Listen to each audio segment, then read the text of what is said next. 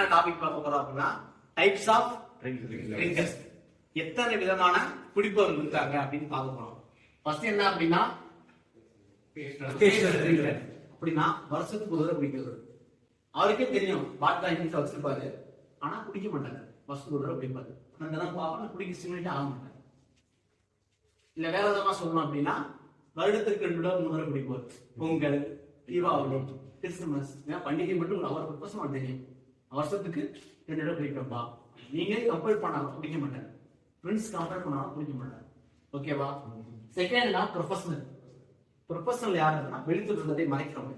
உதாரணத்துக்கு இந்த வேலை விஷயம் வெளியே குடிப்போம்ல, ஊட்டி போறேன், கொடைக்கானல் போறேன், ஜாப் விஷயம் வெளியே போறேன், ப்ரொஃபஷனலா குடிக்க போறோம். ஆனா குடிப்பாங்க, ஆனா வீட்டுக்கு தெரியாம காப்பாற்றுவோம். அதான் ப்ரொஃபஷனல்.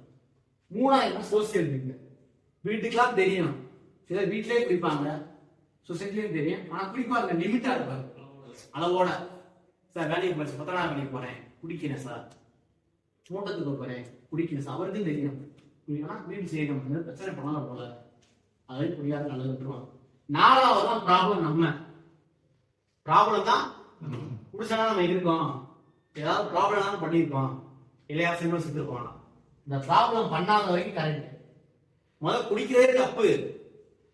ஓகேவா? குடிக்கிறதே தப்பு. இந்த ப்ராப்ளம் பண்ணாலும் நல்லா இருக்கும்.